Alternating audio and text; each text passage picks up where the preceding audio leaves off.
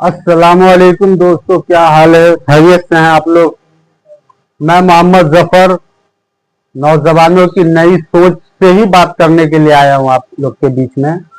जैसा कि दरमियानी में बिहार में चुनाव होने जा रहा है, हो रहा है, बहुत जोरों शोर से तैयारी है।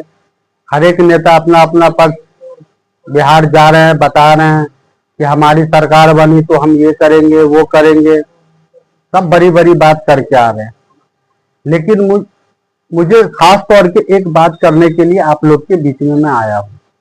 मेरी बात यही है कि अपने हिंदुस्तान के अंदर में हर एक जाति का नेता है, हर एक जात का नेता है, हमारे हिंदुस्तान में नहीं है। और वो क्यों नहीं है? क्योंकि हमारे मुसलमान भाई अपना नेता खुद ही नहीं बनाना चाह रहे।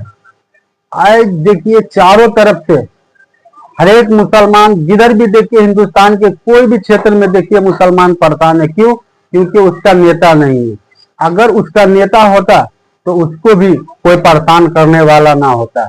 आज जनाब ओवैसी साहब बिहार में गए, बिहार में बहुत ही अच्छा माशाअल्लाह जनसभा किए, हर एक चीज करके आ गए। बिहार से किए, 24 तारीख से शुरू किए, माशाअल्लाह 28 तारीख तक, 27-28 तारीख तक चले उसका नुक्कड़ सभा।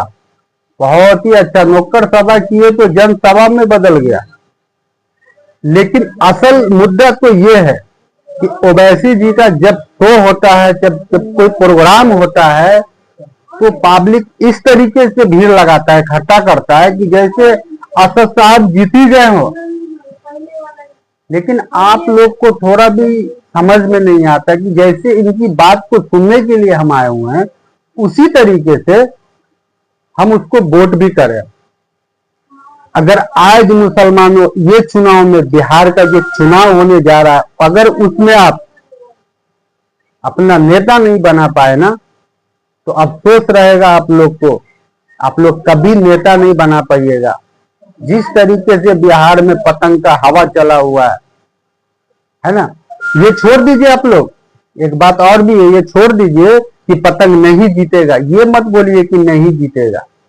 इंशाल्लाह पतंग जरूर जीतेगा और अच्छी सीट लाएगा। आप लोग जो आरजेडीओ को जो पसंद कर रहे कि आरजेडीओ का हवा है, उसकी तो पूरी हवा निकल चुकी है। हवा रहता कब? जब पतंग को अपने साथ गठबंधन में ले लेता। लेकिन मुसलमानों, आप लोग को कुछ समझ में नहीं आ रहा है। मेरे हिंदू भाइयों, आप लोग के मैं विपक्ष में नहीं बोल रहा हूं, आप लोग को भी बहुत बताना चाह रहा हूं कि ओवैसी वो नेता है कि वो सबके लिए सोचता है और सबकी बात करता है। वो ना कि वो सिर्फ अपनी जात वाले के लिए बात करता है। लेकिन और सब भी नेता है, देख लीजिए, वो सिर्फ अपनी जात का सोचता है। मान लीजिए लालू यादव को ही देख लीजिए, है ना, कहता यादव का मैं नेता हूं, सीना ठोक के कहता है। लेकिन यादव, सब यादव उसके साथ में नहीं है, क्योंकि यादव भी बात समझ चुका है कि ये अच्छा आदमी नहीं है, अच्छा नेता नहीं है, ये अच्छी पार्टी नहीं है। मैं कहता हूं ना, सिर्फ आरजेडीओ आपको इस्तेमाल कर रहा है। वो सिर्फ अपनी तरक्की किया, अपनी तरक्की, ना कि किसी जनता की तरक्की किया है। लोकतंत्र है ना ये, यहाँ जनता के लिए ना कोई नेता को आप चुनते हैं। कोई भी नेता बनता है तो जनता अपने लिए चुनता है ना कि उसके गाड़ी के पीछे दौड़ने के लिए। ओवैसी जी सबके लिए बात करता है, वो सबकी सोचता है। वो देखते हो, अभी अभी एक वीडियो वायरल है, गरीब लोग, जनता लोग, मजदूर लोग के साथ वो खाना खा रहा है। बता दीजिए तो, तेजस्वी कभी किसी के साथ खाना खाया हो? या तेजस्वी कभी पैदल चल लिया हो? वो घर से भी 2 कदम निकलता है ना तेजस्वी, तो उसको कार चाहिए, गाड़ी चाहिए। वो सिर्फ अपने लिए सोचता है। यहाँ तो आप लोग को मैं उतना क्या समझाऊं, यहीं से समझ जाओ। तो ऐसी 2 भाई था, वो दिमाग का कितना ताकत आदमी है कि बड़े भाई को किसी भी दिमाग लगा के कोई भी घन चक्कर डाल के उसको बाहर फेंक दिया। तो मैं इसीलिए पहले भी बोल के जा चुका हूं कि बिहार में आरजेडीओ की सरकार नहीं बनने जा रही, कभी नहीं बन सकता है। अगर एमआईएम पार्टी को अपने साथ ले रहा है तो फिर तो इंशाल्लाह जरूर बन रहा है। ऐसा नहीं कि ओवैसी को साथ में ले लिया तो ये बोल रहा है, नहीं। मैं आपको बता रहा हूं, बहुत ही सच्ची खबर बता रहा हूं। महाराष्ट्र का चुनाव हुआ था ना, आप सबको को मालूम है इंडिया गठबंधन की क्या हालत किया बीजेपी। उसी तरीके से बिहार के अंदर में सबसे बड़ी पार्टी बन के निकलेगी बीजेपी। आप देख लो ओवैसी कितना रोकेगा जी, कहां तक रोकेगा ओवैसी अकेली। ये 5 उंगली है ना, ये पांचों को मुट्ठी बनाओ तो किसी का भी काम कर सकते, लेकिन अकेली कुछ नहीं कर सकते। तो उसी तरीके से ओवैसी जी के साथ हो रहा है, वो अकेली कुछ नहीं कर सकता। असद साहब अकेली कुछ नहीं कर सकता। वो ज्यादा से ज्यादा 15, 20, 10 सीट ले आएगा, बाकी कुछ नहीं होगा। अगर उसी में सब साथ में मिलकर इंडिया गठबंधन के साथ में उनको भी ले लेता तो फिर क्या होता कि उसकी मजबूती बनती, वोट का बंटवारा नहीं होता।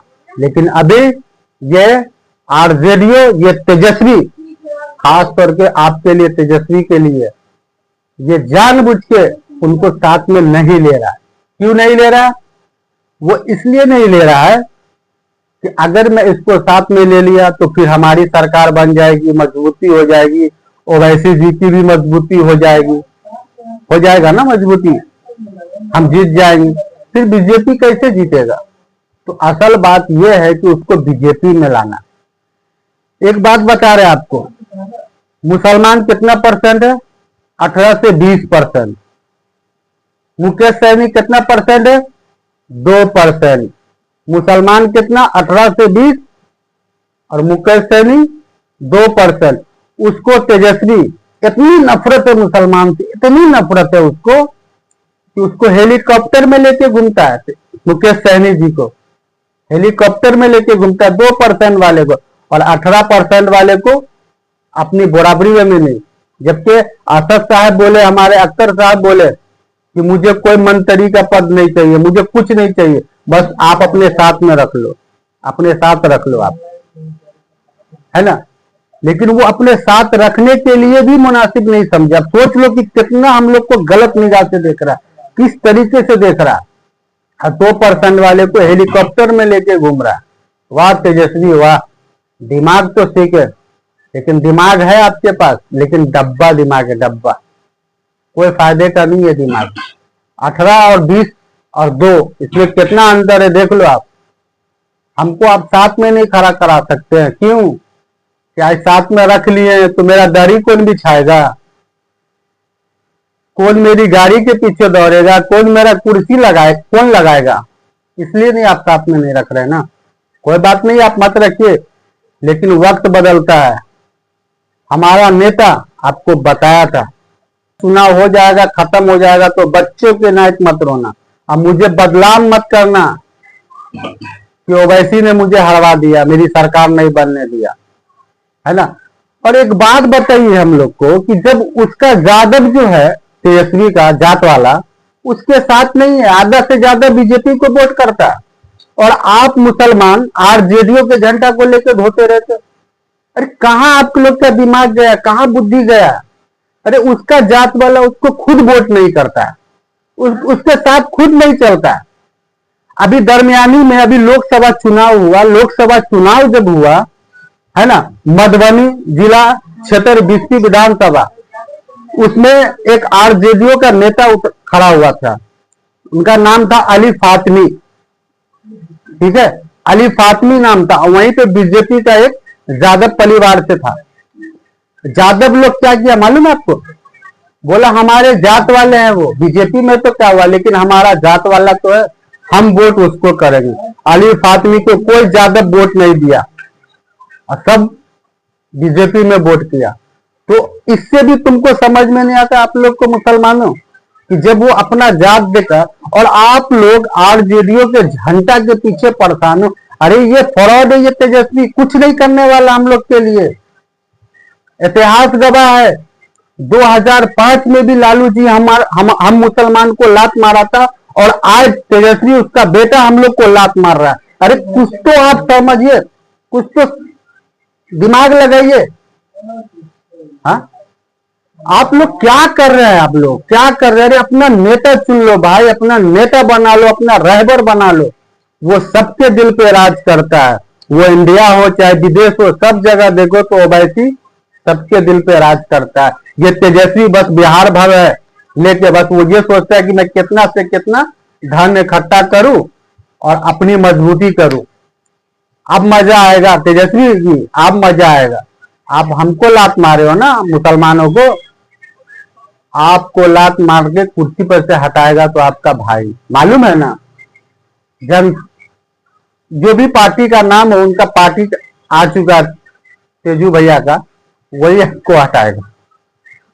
ठीक है मेरे भाई, अगर बात अच्छी लगी तो शेयर कीजिए और अपने नौजवानों की नई राजनीति जरूर देखिए। अल्लाह हाफिज।